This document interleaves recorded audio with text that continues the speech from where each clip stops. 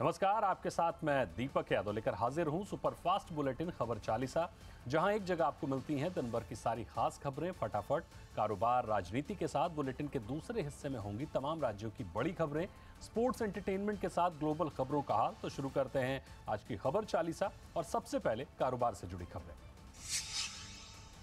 कमजोर ग्लोबल संकेतों के चलते भारतीय बाजार में आज बिकवाली देखने को मिली। कारोबार की शुरुआत गिरावट के साथ हुई और दिन बढ़ने के साथ गिरावट और बढ़ी। आज की कमजोरी की वजह एशियाई बाजारों की कमजोरी और आरबीआई की मॉनेटरी पॉलिसी से पहले निवेशकों की तरफ से बरती जा रही सतर्कता को जाता है। रुपए के मुकाबले में डॉलर में आई मजबूती के चलते बाजार में बिकवाली का दबाव बढ़ता दिखा। आज के कारोबार में मेटल, पावर और चुनिंदा बैंकिंग शेयरों में बिकवाली आई। कारोबार के अंत में सेंसेक्स 335 अंक गिरकर 60,507 के स्तर पर बंद हुआ। निफ्टी भी 90 अंक टूटकर 17,765 के स्तर पर बंद हुआ। बैंक निफ्टी में 125 अंकों की गिरावट रही। आज सेंसेक्स के 30 में से 21 शेयरों में गिरावट देखने को मिली। सेंसेक्स पर सबसे ज्यादा गिरावट टाटा स्टील में रही और ये 2% से ज्यादा टूटा। Kotak bank, Infosys, ICICI bank और महिंद्रा एंड महिंद्रा में भी 1% से ज्यादा की गिरावट रही। अल्ट्राटेक, टाटा मोटर्स, विप्रो और रिलायंस इंडस्ट्रीज भी लाल निशान में बंद हुए। सेंसेक्स पर सबसे ज्यादा तेजी इंडसइंड बैंक में देखने को मिली और ये 2.5% से ज्यादा की मजबूती के साथ बंद हुआ। बजाज फाइनेंस और पावर ग्रिड भी 1% से ज्यादा की मजबूती पर बंद हुए। आज मिड कैप और स्मॉल कैप इंडेक्स बढ़त पर बंद होने में कामयाब रहे। डॉलर के मुकाबले रुपए में आज तेज गिरावट दर्ज की गई। डॉलर के मुकाबले रुपए आज 90 पैसा कमजोर होकर 82 रुपए 73 पैसे के भाव पर बंद हुआ। डॉलर इंडेक्स में मजबूती के चलते रुपए पर दबाव देखने को मिला। डॉलर इंडेक्स में आज 103 का स्तर पार कर लिया। दरअसल अमेरिका में जॉब सेक्टर के शानदार प्रदर्शन के चलते डॉलर इंडेक्स में मजबूती देखने को मिल रही है और इसका दबाव रुपए पर भी दिख रहा है। इस बीच आज से आरबीआई परसों अपनी मॉनेटरी पॉलिसी का भी ऐलान करने वाला है। अक्टूबर-दिसंबर तिमाही के दौरान टाटा स्टील सालाना आधार पर मुनाफे से घाटे में आ गई। तीसरी तिमाही में टाटा स्टील का कंसो घाटा 2,502 करोड़ रुपए रहा, जबकि इसी दौरान पिछले वित्त वर्ष में कंपनी ने 9,573 करोड़ रुपए का मुनाफा दर्ज किया था। सालाना आधार पर कंपनी की कंसो आय 60,783 करोड़ रुपए से घटकर 57,084 करोड़ रुपए रही। इस दौरान टाटा स्टील की मार्जिन भी सालाना आधार पर 26.2% से घटकर 7.1% रही। एलआईसी हाउसिंग के अक्टूबर-दिसंबर तिमाही के नतीजे अनुमान के खराब रहे। इस दौरान कंपनी का सालाना आधार पर स्टैंड अलोन मुनाफा 767 करोड़ रुपए से घटकर 480 करोड़ रुपए रहा। जी बिजनेस ने इस दौरान 775 करोड़ रुपए के मुनाफे का अनुमान दिया था। तीसरी तिमाही में कंपनी की stand alone net interest income सालाना आधार पर 1,455 करोड़ रुपए से बढ़कर 1,606 करोड़ रुपए रही। फाइनेंस कंपनी मुथूट फाइनेंस के अक्टूबर-दिसंबर तिमाही के नतीजे अनुमान के मुताबिक ही रहे। इस दौरान कंपनी का स्टैंड अलोन मुनाफा 1,029 करोड़ रुपए से घटकर 902 करोड़ रुपए रहा। जी बिजनेस ने तीसरी तिमाही में 890 करोड़ रुपए के मुनाफे का अनुमान दिया था। कंपनी की तीसरी तिमाही में stand alone net interest income 1,886 crore रुपए से घटकर 1,704 करोड़ रुपए रही। आईपीओ लाने की तैयारी कर रही online food delivery company Swiggy ने अपने बोर्ड में 3 इंडिपेंडेंट डायरेक्टरों को नियुक्त किया है। इनमें डिलीवरी के फाउंडर और सीईओ साहिल बरुआ भी शामिल हैं। स्विगी के बाकी 2 अन्य इंडिपेंडेंट डायरेक्टर्स में मल्लिका श्रीनिवासन और शैलेश हरिभक्ति का नाम शामिल है। मल्लिका श्रीनिवास टैफी कंपनी के चेयरमैन और मैनेजिंग डायरेक्टर हैं, वहीं शैलेश हरिभक्ति एंड एसोसिएट्स के चेयरमैन हैं। स्विगी ने कुछ हफ्ते पहले ही अपनी लागत घटाने के लिए 380 कर्मचारियों की छंटनी भी की थी। जनवरी महीना ऑटो कंपनियों के लिए अच्छा साबित हुआ। इस दौरान गाड़ियों की रिटेल बिक्री सालाना आधार पर 14% बढ़ी है। ऑटो डीलर के संगठन फाडा के मुताबिक त्योहार और शादियों के सीजन से डिमांड में अच्छी ग्रोथ देखने को मिली है। फाडा के मुताबिक जनवरी में पैसेंजर गाड़ियों की बिक्री 22% बढ़कर 3,40,000 यूनिट रही। इस दौरान सालाना आधार पर कमर्शियल गाड़ियों की बिक्री में 16% से ज्यादा की बढ़ोतरी देखने को मिली। 2 व्हीलर्स की बिक्री 10% और 3 व्हीलर्स की बिक्री में करीब 59% की बढ़ोतरी देखने को मिली। फाडा का कहना है कि चीन में कारोबार दोबारा खुलने से सप्लाई चेन में सुधार होगा। अगले वित्त वर्ष यानी 2023-24 में भारतीय बैंक के लिए नेट इंटरेस्ट मार्जिन के मोर्चे पर दिक्कतें बढ़ सकती हैं। रेटिंग एजेंसी फिच रेटिंग्स के मुताबिक हाई लोन ग्रोथ को सपोर्ट करने के लिए बैंकों ने जमा दरों में बढ़ोतरी की है, जिसके चलते अगले वित्त वर्ष में बैंकों के एनआईएम पर दबाव दिखेगा। फिच रेटिंग का मानना है कि वित्त वर्ष 2023-24 में भारतीय बैंकिंग सेक्टर का एनआईएम 0.10% गिरकर 3.45% रह जाएगा। वित्त वर्ष 2017 से 2022 का औसत 3.1% रहा है। हालांकि डिपॉजिट ग्रोथ के मुकाबले अगर लोन की ग्रोथ अधिक रहती है तो एनआईएम मजबूत रह सकती है। पर्सनल कंप्यूटर्स की डिमांड में कमी से जूझ रही डेल ने अब बड़ी छटनी का ऐलान किया है। कंपनी अपने 6,650 कर्मचारियों को नौकरी से निकालने की तैयारी में है। न्यूज एजेंसी ब्लूमबर्ग की एक रिपोर्ट के मुताबिक डेल के को chief operating officer Jeff Clarke ने एक मेमो में लिखा है, कंपनी ऐसे हालात का अनुभव कर रही है जहां भविष्य अनिश्चित होता दिख रहा है। कंपनी के प्रवक्ता के मुताबिक ये डेल के कुल ग्लोबल वर्कफोर्स के लगभग 5% के बराबर है। आईडीसी की एक रिपोर्ट के मुताबिक 2022 की चौथी तिमाही में पर्सनल कंप्यूटर शिपमेंट में खासी कमी दर्ज की गई है। और अब बढ़ते हैं पॉलिटिकल खबरों की ओर। अदानी ग्रुप पर हिंडनबर्ग की रिपोर्ट को लेकर संसद के दोनों सदनों में आज भी जमकर हंगामा हुआ। विपक्ष इस पर चर्चा कराने की मांग पर अड़ा रहा। हंगामे के बीच दोनों सदनों की कार्यवाही कल सुबह 11 बजे तक के लिए स्थगित कर दी गई। कांग्रेस सांसद राहुल गांधी ने कहा कि सरकार अदानी पर संसद में बहस नहीं चाहती है, सरकार डरी हुई है। अब देखना पूरी कोशिश होगी, और ये सरकार नहीं, मोदी जी पूरी कोशिश करेंगे कि पार्लियामेंट में अदानी जी का डिस्कशन ना हो जाए। मैं अब 2-3 साल से ये मुद्दा उठा रहा हूं और मैं चाहता हूं कि इस पे डिस्कशन हो और दूध का दूध, पानी का पानी हो जाए। हिंडनबर्ग की रिसर्च के रिपोर्ट और अदानी ग्रुप से जुड़े मामलों को लेकर कांग्रेस कार्यकर्ताओं ने आज देश भर में प्रदर्शन किया। उन्होंने एसबीआई और एलआईसी दफ्तरों के सामने प्रदर्शन किया। कांग्रेस की छात्र शाखा एनएसयूआई ने दिल्ली में विरोध प्रदर्शन किया और जेपीसी जांच की मांग की। जम्मू कश्मीर में विरोध प्रदर्शन के दौरान कांग्रेस कार्यकर्ताओं ने बैरिकेडिंग तोड़ने की कोशिश की। बंगलुरु में कांग्रेस कार्यकर्ताओं ने जेपीसी जांच की मांग की और विरोध प्रदर्शन किया। कांग्रेसी कार्यकर्ताओं ने मुंबई में एसबीआई दफ्तर के बाहर प्रदर्शन किया। इस बीच विपक्ष पर पीएम मोदी ने जमकर हमला बोला। पीएम मोदी ने कहा कि झूठ एक ना एक दिन जरूर हारता है। साथ ही उन्होंने ये भी कहा कि झूठे आरोप लगाने वालों का पर्दाफाश हो रहा है। पीएम नरेंद्र मोदी ने आज बंगलुरु में इंडिया एनर्जी वीक का उद्घाटन किया। इस दौरान उन्होंने सबसे पहले तुर्की में आए भूकंप में जान गंवाने वालों को श्रद्धांजलि दी। उन्होंने कहा कि 140 करोड़ भारतीयों की संवेदनाएं तुर्की के साथ हैं। पीएम ने आज सोलर एनर्जी से चलने वाले कुकिंग सिस्टम, बायोफ्यूल और अनबॉटल्ड ड्रेस को भी लॉन्च किया। एनर्जी इंडिया वीक में आए इन्वेस्टर्स से पीएम ने कहा कि भारत निवेश के लिए दुनिया में सबसे बेहतर जगह है। ये एनर्जी वीक 8 फरवरी तक चलेगा। इस मौके पर पीएम मोदी ने कहा कि आज करोड़ों लोग गरीबी से निकलकर मिडिल क्लास लेवल तक पहुंच गए हैं। 21वीं सदी के विश्व का भविष्य तय करने में एनर्जी सेक्टर की बहुत बड़ी भूमिका है। एनर्जी के नए रिसोर्सेज को डेवलप करने में,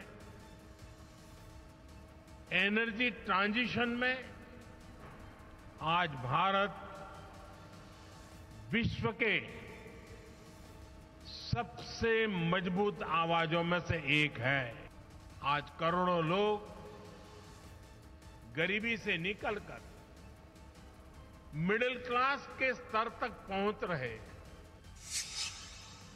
पीएम नरेंद्र मोदी ने आज कर्नाटक के तुमकुरु में एचएएल की हेलीकॉप्टर फैक्ट्री का उद्घाटन किया। ये एशिया की सबसे बड़ी हेलीकॉप्टर फैक्ट्री है। यहाँ 20 साल में 1000 से ज्यादा हेलीकॉप्टर बनेंगे।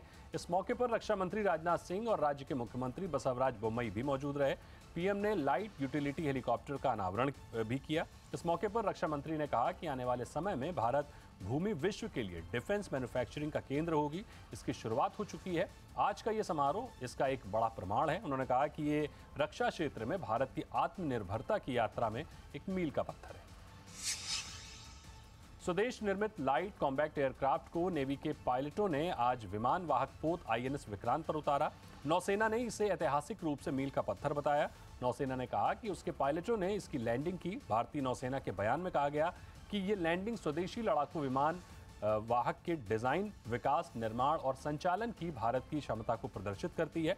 आपको बता दें कि सितंबर में प्रधानमंत्री नरेंद्र मोदी ने भारत के पहले स्वदेश निर्मित विमान वाहक आईएनएस विक्रांत को भारतीय नौसेना में कमीशन किया था। सुप्रीम कोर्ट में 5 नए जजों की नियुक्ति हो गई है। सीजेआई डीवाई चंद्रचूड़ ने आज सुबह 5 जजों को सुप्रीम कोर्ट के न्यायाधीश के रूप में शपथ दिलाई।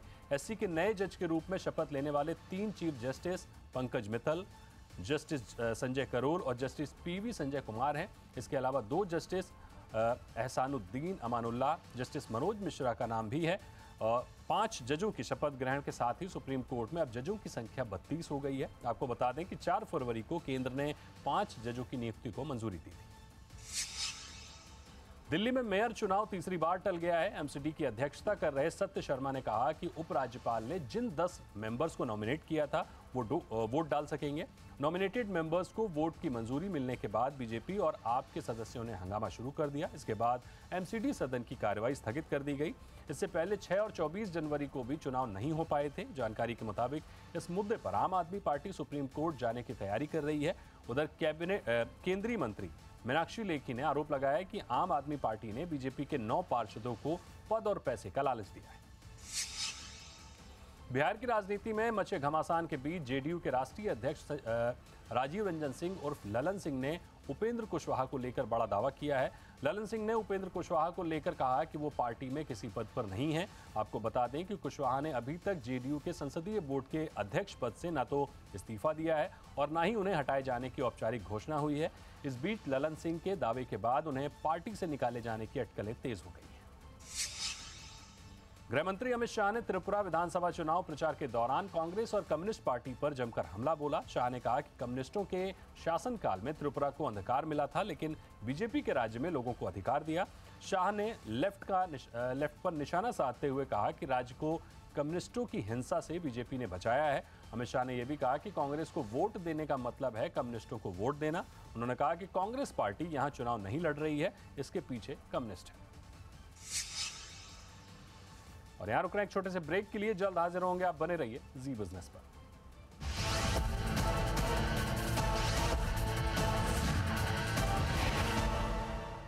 और ब्रेक के बाद स्वागत है आपका खबर 40 में। बढ़ते हैं देश दुनिया की खबरों की ओर। उत्तर प्रदेश में श्री रामचरितमानस की प्रतियां जलाने के मामले में 2 मुख्य आरोपित सलीम और सत्येंद्र कुशवाहा के खिलाफ एनएसए लगा दिया गया है। 29 जनवरी को एक बीजेपी कार्यकर्ता ने रामचरितमानस की प्रतियां जलाने वालों के खिलाफ तहरीर दी थी, जिसके बाद पुलिस ने सलीम हसन और सत्येंद्र कुशवाहा समेत कुल 5 लोगों को गिरफ्तार किया था। जांच पड़ताल के बाद सलीम और सत्येंद्र कुशवाहा के खिलाफ एनएसए की कार्रवाई करते हुए रासुका लगाया गया है। वहीं अन्य आरोपियों की भी जांच की जा रही है। इन लोगों ने यूपी के पूर्व मंत्री और समाजवादी पार्टी नेता स्वामी प्रसाद मौर्य के एक बयान के बाद श्री रामचरितमानस की प्रतियां जलाई थी। आरएसएस प्रमुख मोहन भागवत के बयान पर संगठन ने सफाई दी है। भागवत ने मुंबई के एक कार्यक्रम में कहा था कि शास्त्रों के आधार पर कुछ पंडित जो बताते हैं वो झूठ है। बयान में कहे पंडित शब्द को लेकर कई लोग विरोध जता रहे थे। इस पर संघ नेता सुनील अंबेडकर ने सफाई दी है। उन्होंने कहा कि मोहन भागवत संत रविदास जयंती कार्यक्रम में थे। उन्होंने पंडित का उल्लेख किया, जिसका अर्थ है विद्वान। उन्होंने कहा कि शास्त्रों का आधार लेकर कुछ विद्वान लोग जो जाति आधारित ऊंच नीच की बात कहते हैं वो झूठ है। महाराष्ट्र के पुणे की कस्बापेट विधानसभा सीट पर होने वाले उपचुनाव के लिए आज बीजेपी उम्मीदवार हेमंत रासने और कांग्रेस के रविंद्र धंगेकर ने पर्चा दाखिल किया। वहीं दिवंगत भाजपा विधायक लक्ष्मण जगताप की पत्नी अश्विनी जगताप ने पुणे की चिंचवड़ विधानसभा सीट के उपचुनाव के लिए नामांकन दाखिल किया। महाराष्ट्र की दोनों विधानसभा सीटों पर 26 फरवरी को उपचुनाव होगा और नतीजे 2 मार्च को घोषित किए जाएंगे। बीजेपी विधायक मुक्ता तिलक और लक्ष्मण जगताप के निधन से दोनों सीटें खाली हुई थी। महाराष्ट्र के मुख्यमंत्री एकनाथ शिंदे ने विपक्ष से राज्य में राजनीतिक परंपरा का सम्मान करने का अनुरोध किया था कि दोनों सीटों पर निर्विरोध उपचुनाव सुनिश्चित हो। बीआरएस के विधायकों की कथित खरीद फरोख्त मामले में तेलंगाना सरकार को झटका लगा है। तेलंगाना हाईकोर्ट ने मामले की जांच सीबीआई को ट्रांसफर करने के फैसले को चुनौती देने वाली राज्य सरकार की याचिका खारिज कर दी है।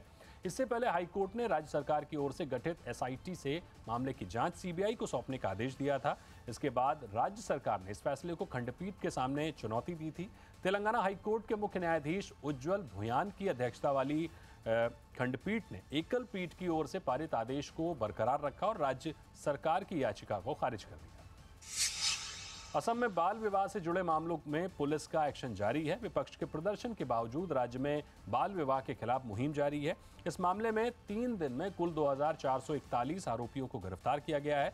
राज्य के मुख्यमंत्री हेमंत शर्मा ने शनिवार को कहा कि अगले विधानसभा चुनाव तक इस सामाजिक कुरीति के खिलाफ मुहिम जारी रहेगी। उधर AIMIM प्रमुख असदुद्दीन ओवैसी ने इस मुहिम के पीछे की मंशा पर सवाल उठाते हुए कहा कि असम सरकार अगर वाकई में बाल विवाह की समस्या को खत्म करना चाहती है तो उसे साक्षरता पर ध्यान बढ़ाने पर फोकस करना है। अब बात करते हैं एंटरटेनमेंट खबरों की। पठान ने घरेलू बॉक्स ऑफिस पर सबसे तेज 400 करोड़ रुपए का कलेक्शन बनाने का रिकॉर्ड किया है।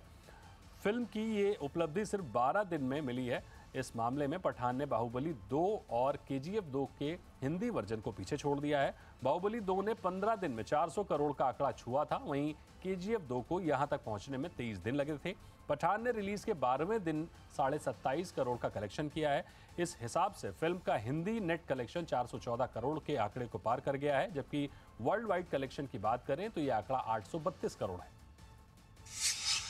बॉलीवुड के पावर कपल सिद्धार्थ मल्होत्रा और कियारा आडवाणी 7 फरवरी को 7 फेरे लेकर एक दूसरे के हो जाएंगे। बता दें कि कियारा आडवाणी को सिद्धार्थ मल्होत्रा के नाम की मेहंदी लग गई है। वहीं अब शादी की बाकी रस्में होंगी और कल कपल 7 फेरे लेकर एक दूसरे के हो जाएंगे।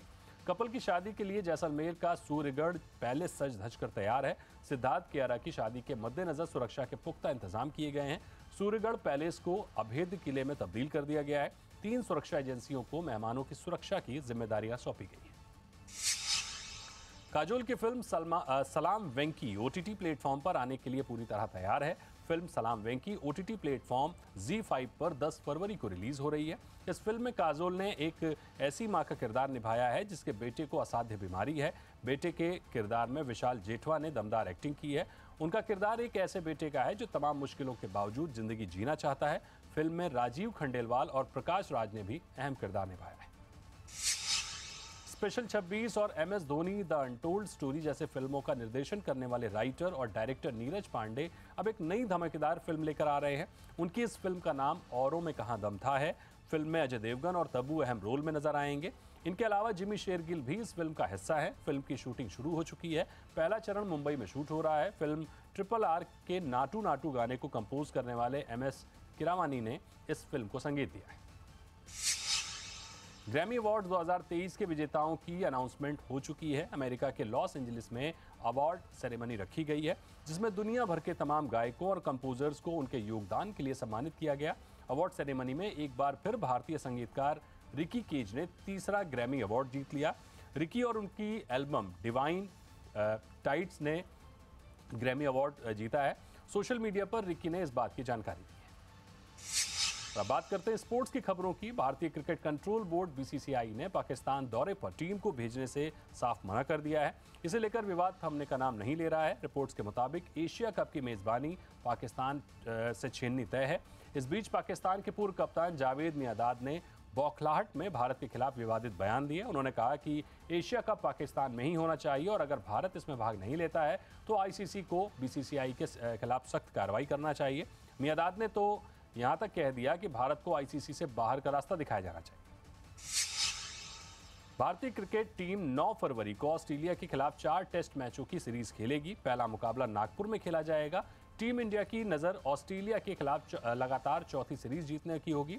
कंगारुओं के खिलाफ भारत को सीरीज में पिछले हार 2014-15 में जो मिली थी, उसके बाद 2017 में घरेलू मैदान पर 2-1 से जीत मिली थी। फिर 2018-19 और 2020-21 में दोनों सीरीज ऑस्ट्रेलिया की जमीन पर भारत 2-1 के अंतर से जीता था। नागपुर में टीम इंडिया नवंबर 2017 के बाद पहली बार टेस्ट मैच खेलेगी। भारत और ऑस्ट्रेलिया के बीच टेस्ट सीरीज शुरू होने में अभी वक्त है, लेकिन अभी जिम्बाब्वे और वेस्टइंडीज के बीच टेस्ट मैच खेला जा रहा है। टेस्ट मैच के तीसरे दिन कप्तान क्रेग ब्रेथवेट 182 रनों की पारी खेलकर आउट हुए। क्रेग ब्रेथवेट ने 312 बॉल खेली, इनमें उनके नाम 18 चौके रहे। दोनों बल्लेबाजों के साथ में मिलकर 114.1 ओवर में 336 रन जोड़े। क्रेग ब्रेथवेट और तेज नारायण चंद्रपॉल वेस्टइंडीज के लिए 300 या उससे अधिक रनों की टेस्ट पार्टनरशिप करने वाली पहली ओपनिंग जोड़ी बने।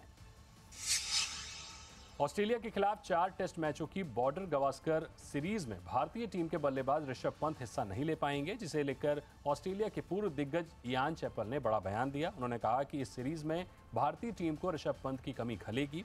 ऋषभ पंत का नहीं खेलना टीम इंडिया के लिए बड़ा झटका है। साथ ही उन्होंने कहा कि ऋषभ पंत के नहीं खेलने का फायदा ऑस्ट्रेलिया को मिलेगा। बता दें कि पिछले दिनों भारतीय टीम के विकेटकीपर बल्लेबाज ऋषभ पंत हादसे का शिकार हो गए थे। इस हादसे में ऋषभ पंत को काफी चोटें आईं। बहरहाल वो क्रिकेट मैदान से दूर हैं। ईरान की सड़कों पर हिजाब को लेकर महिलाएं प्रदर्शन कर रही हैं। वहीं दूसरी तरफ ईरान में खेले गए फज्र इंटरनेशनल चैलेंज बैडमिंटन टूर्नामेंट में एक ऐसा वाकया हुआ जो चर्चा का विषय बन गया। मीडिया रिपोर्ट्स के मुताबिक रविवार को भारत की तान्या हेमंत ने बैडमिंटन टूर्नामेंट के सिंगल्स का खिताब अपने नाम किया। तान्या के खिताब जीतने से ज्यादा मैच खत्म होने के बाद अवार्ड सेरेमनी और ईरान के रवैये की चर्चा हो रही है। दरअसल तान्या हेमंत को गोल्ड मेडल लेने के लिए हिजाब पहनकर जाना पड़ा। बता दें कि 19 साल की तान्या ने 30 मिनट तक चले मुकाबले में हमवतन तासनिम मीर को हराकर फाइनल जीता। पहले गेम में आसान जीत दर्ज की। 7.5 तीव्रता के भूकंप ने सीरिया और तुर्की में तबाही मचा दी है। भूकंप इतना भयानक था कि एक झटके से यूरोप में, ग्रीस और मिडिल ईस्ट में, लेबनान, सीरिया तक महसूस ये झटके किए गए। सीरिया और तुर्की में इस भूकंप से सबसे ज्यादा नुकसान हुआ है। दोनों देशों में भूकंप की वजह से 1400 से ज्यादा लोगों की मौत हुई है। प्रभावित क्षेत्रों में भयावह मंजर दिख रहा है। कई इमारतें यहां गिर गई हैं। जो लोग बिल्डिंग के मलबे में दबे हुए हैं उनको निकाले जाने का काम जारी है। भारत और अमेरिका समेत दुनिया के कई देशों में भूकंपग्रस्त तुर्की को जल्द से जल्द राहत भेजने पर भरोसा दिलाया है। सीरिया में 560 लोगों की मौत हुई है। मौत का ये आंकड़ा और भी बढ़ सकता है। तुर्की के कई इलाकों में पारा शून्य से नीचे चला गया है और यहाँ कड़ाके की सर्दी पड़ रही है। एयरपोर्ट के रनवे डैमेज हो चुके हैं, लिहाजा तुर्की सरकार और दुनिया के कई देशों के लिए यहाँ राहत सामग्री भेजना भी मुश्किल हो रहा है। जब भूकंप आया तो उस वक्त भी तुर्की में कई हिस्सों में जबरदस्त बर्फबारी थी और इसके बाद फौरन बारिश भी शुरू हो गई। इसके चलते राहत काम में दिक्कतें बढ़ रही हैं। जंग के बीच भ्रष्टाचार से जूझ रहे यूक्रेन ने अब अपनी रक्षा मंत्री ओलेक्सी रेजनिकोव को पद से हटाने का फैसला किया है। उनकी जगह अब यूक्रेन के मिलिट्री इंटेलिजेंस चीफ किरलो बुदानोव लेंगे। राष्ट्रपति वोलोदिमीर जेलेंस्की ने इसकी घोषणा की है। जेलेंस्की की सर्वेंट ऑफ पीपल पार्टी के हेड डेविड आर्खामिया ने टेलीग्राम के जरिए ओलेक्सी के पद को हटाए जाने की जानकारी दी। उन्होंने कहा कि जंग के दौरान यूक्रेन का रक्षा मंत्रालय किसी नेता की बजाय किसी ऐसे व्यक्ति के हाथ में होना चाहिए जिसके पास फौज का अनुभव हो। चीन के हुनान प्रोविंस में भीषण सड़क हादसा हुआ। हादसे में 16 लोगों की मौत हो गई जबकि 66 लोग घायल हो गए, जिसमें 8 की हालत गंभीर बताई जा रही है। खबरों के मुताबिक हादसे के समय हाईवे पर 10 मिनट के भीतर 50 वाहन आपस में टकरा गए, जिसमें कई गाड़ियों में आग लग गई। सड़क हादसे के बाद पुलिस ने बयान जारी कर बताया कि एक मल्टी व्हीकल कॉलिजन था जिसमें एक साथ कई वाहन आपस में टकरा गए। जांच की जा रही है कि इसकी शुरुआत कैसे हुई और एक बार इतनी सारी गाड़ियां कैसे टकरा गई। बांग्लादेश में बीते दिन 14 हिंदू मंदिरों पर हमला कर 27 मूर्तियों को तोड़े जाने की खबर है। घटना बलिया डांगी उपजिला के ठाकुर गांव की है। सूचना मिलते ही घटनास्थल पर पहुंची पुलिस ने मामले की जांच शुरू कर दी। बता दें कि बांग्लादेश में पिछले 5 महीनों में ये हिंदू मंदिरों पर हुआ दूसरा हमला है। पिछले साल अक्टूबर में भी कट्टरपंथियों ने काली मंदिर में घुसकर मूर्तियां तोड़ डाली थी। फिलहाल ताजा मामले में पुलिस आरोपियों की पहचान करने में जुटी है। बता दें कि बांग्लादेश की कुल आबादी 16.5 करोड़ की है। इसमें करीब 8.5% आबादी हिंदुओं की है। और इसी के साथ खबर 40 में फिलहाल इतना ही, लेकिन खबरें लगातार जारी हैं। आप बने रहिए जी बिजनेस पर।